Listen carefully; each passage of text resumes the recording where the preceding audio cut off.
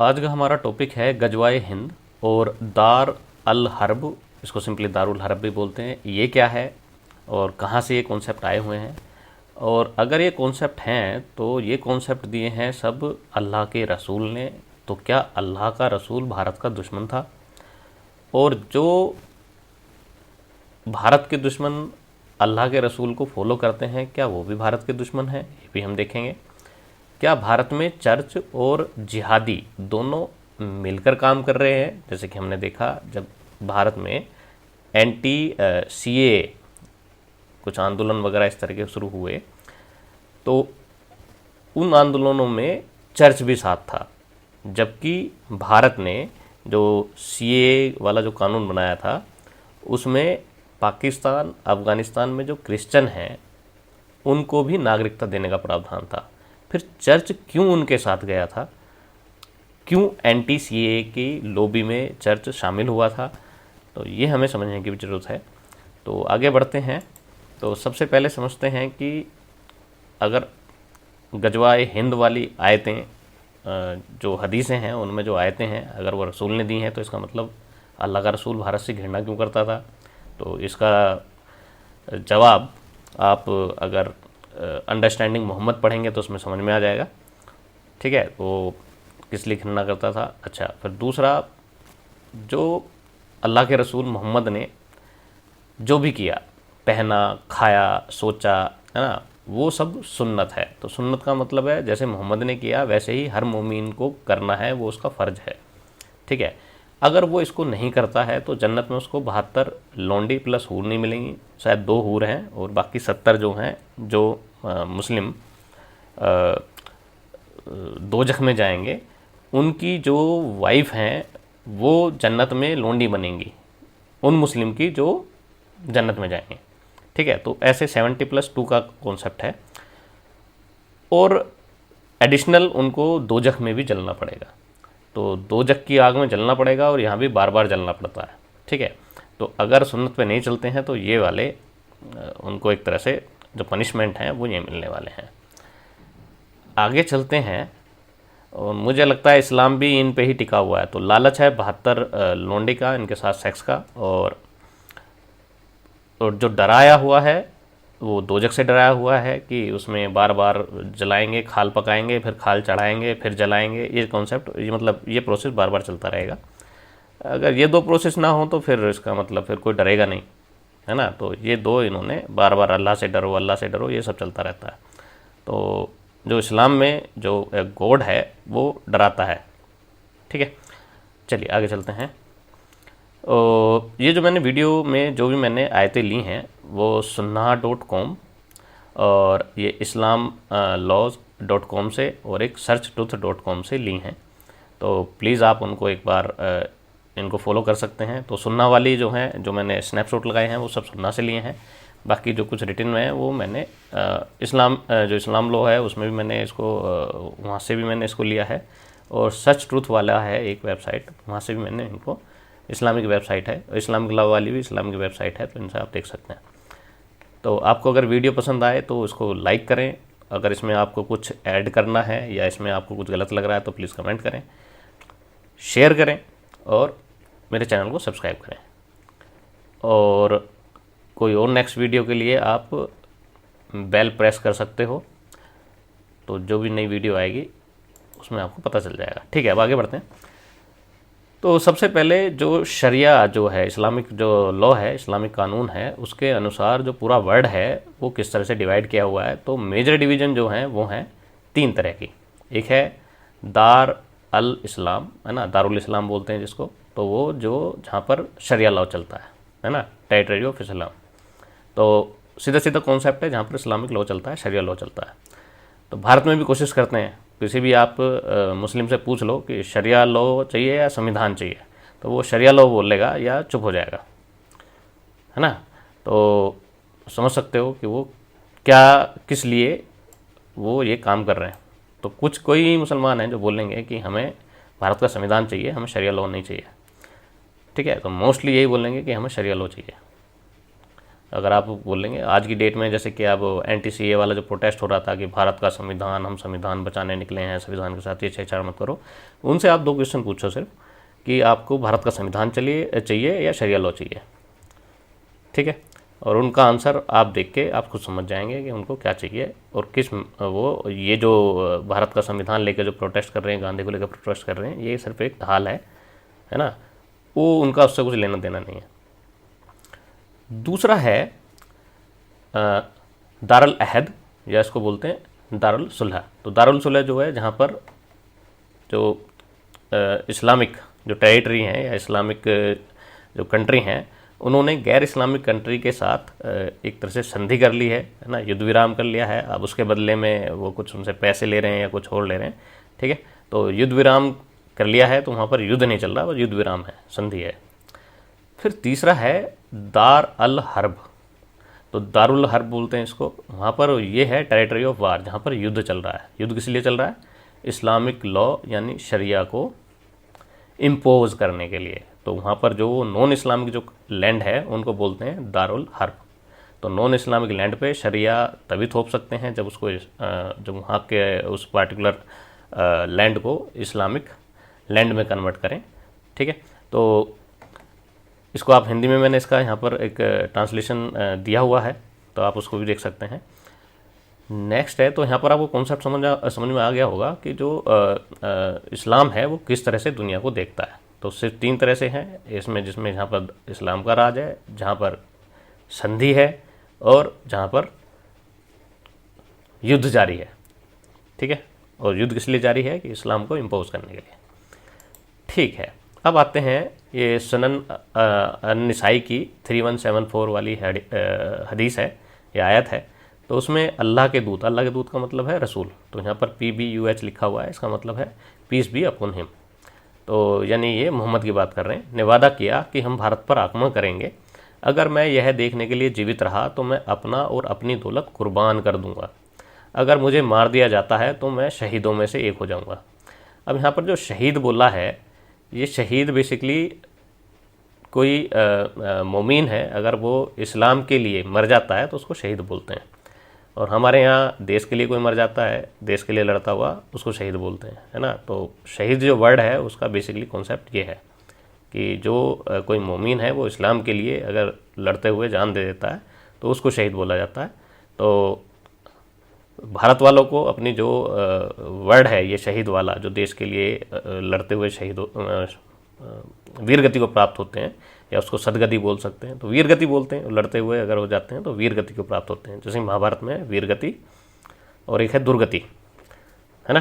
तो इस कॉन्सेप्ट को ले सकते हैं। तो जो देश के लिए लड़ते हुए बलिदान देते हैं तो उनको बोलते हैं वीर गति को प्राप्त हुए। तो मैं शहीदों में से एक हो जाऊंगा, और अगर मैं वापस आ जाता हूं तो मैं अबू हुरै अल मुहर्रर हो जाऊंगा। अब ये पता नहीं कौन है, ये वो है जिसको शायद 2 जग की आग में नहीं जलाएं। तो ये बहुत सारे हैं, इसको भी ये आगे डिस्कस करेंगे। फिर उसके बाद आते हैं सुनन अन निसाई की है 3175, उसकी नेक्स्ट ये हदीस है, मतलब उस हदीस की नेक्स्ट आयत है। अल्लाह के दूत ने कहा, मेरी उम्मा के 2 समूह हैं जिन्हें अल्लाह नरक की आग से मुक्त करेगा। तो यहाँ भी नरक की आग का ये खौफ है ना। अल्लाह को नरक की आग से बचने के लिए और जन्नत में 72 हूरें, उनके साथ सेक्स करने के लिए ही ये सब नमाज चलती हैं, वो सब यही कॉन्सेप्ट है, इसीलिए चलती हैं। तो दिमाग में ये रहता है कि नरक से बचना है और 72 हूरें हैं वहाँ पर उनके साथ, हाँ। तो ये है। तो एक वह समूह जो भारत पर आक्रमण करेगा, तो 2 समूह हैं, एक समूह जो भारत पर आक्रमण करेगा और दूसरा वह समूह जो ईसा बिन मरियम के साथ होगा, उस पर शांति होगी। और एक समूह जो है वो ईसा बिन मरियम के साथ होगा। अब ईसा बिन मरियम कौन है?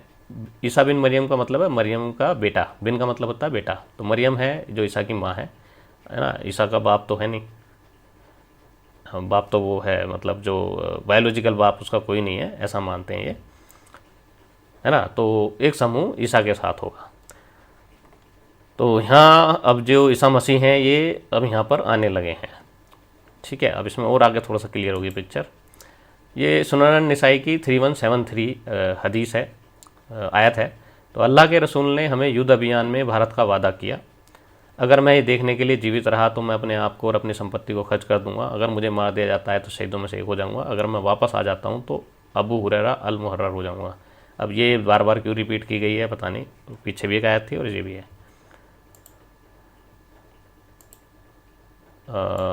हाँ, तो 3173, 74 और 75 तीन हो गई।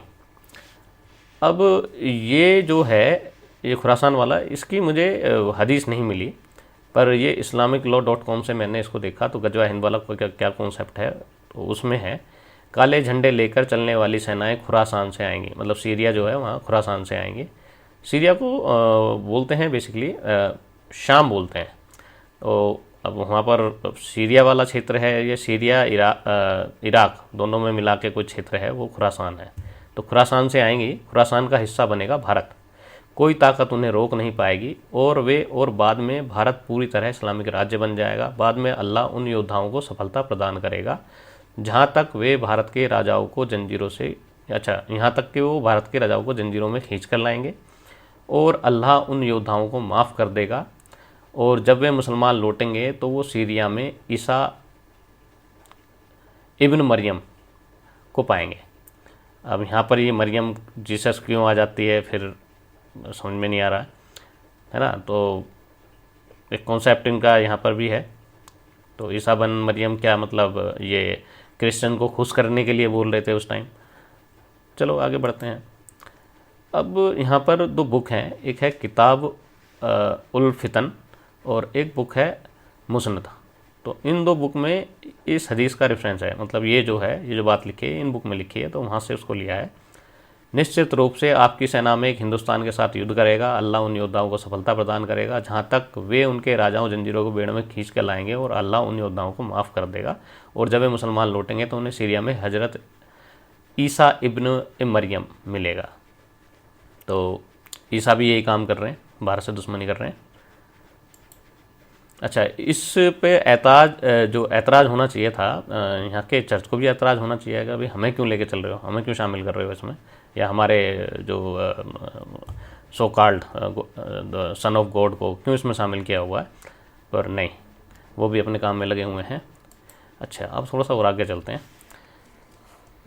ये है किताब उल फितन में ही है, और इसमें लिखा है यरूशलेम का एक राजा बैत उल मुकद्दस सैनिकों को भारत की ओर आगे बढ़ने देगा। योद्धा हिंद की भूमि को नष्ट कर देंगे, अपने खजाने के अधिकारी होंगे, तो राजा यरूशलेम की सजावट के लिए उन खजाने का उपयोग करेगा। वो सैनिक भारतीय राजाओं को राजा के सामने लाएंगे, राजा के आदेश से उनके योद्धा पूर्व और पश्चिम के बीच सभी क्षेत्रों को जीत लेंगे। अब ये भारत की बात हो रही है, इसमें पूर्व और पश्चिम के बीच के सभी क्षेत्रों को जीत लेंगे। तो पूर्व में हमारे तो बांग्लादेश बन गया, पश्चिम में हमारे कौन सा है, पाकिस्तान। अब उसके बीच को जीतने की बात है, तो पहले पूर्व और पश्चिम कौन से किसने दिए हैं, पूर्व पश्चिम भी अंग्रेज़ों ने और मुसलमानों ने मिलके भारत का विभाजन कराया। और जो हमारे यहाँ दो मूर्ख थे, एक नेहरू और एक गांधी, जो बोलते थे अल्लाह ईश्वर एक के नाम है, और उन्होंने पढ़ा ही नहीं अल्लाह का कॉन्सेप्ट क्या है ना। तो मैं इनको मूर्ख ही बोलूँगा, क्योंकि या तो देखो अगर पढ़ा नहीं तो राय मत दो, है ना। अब ये दूसरे लोगों को इन्होंने बेवकूफ़ बना दिया और काम उनके अकॉर्डिंग ही किया, और वो इस पे ही चल रहे थे। तो योद्धा पूर्व और पश्चिम के बीच के सभी क्षेत्रों को जीत लेंगे, और दज्जाल के आने तक भारत में रहेंगे। एक दज्जाल और आएगा, वो क़यामत के दिन आएगा, तो तब तक ये जितने मुस्लिम हैं ये भारत में रहेंगे। तो ये हजरत काब हैं, उन्होंने ये फरमाया है, ये बात बताई है। तो आपको आयतें मिल गई गजवा हिंद वाली, और गजवा हिंद वाला ये मदरसों में भी पढ़ाया जाता होगा ऑब्वियसली। तो भारत और पाकिस्तान और बांग्लादेश, इनमें तो पढ़ाया ही जा रहा है।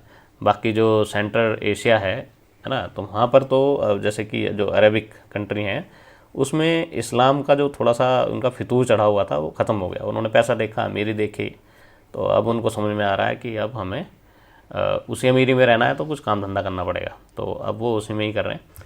अब जिनको ये इस्लामिक भूत चढ़ा हुआ है, इसमें बेसिकली 3 कंट्री हैं।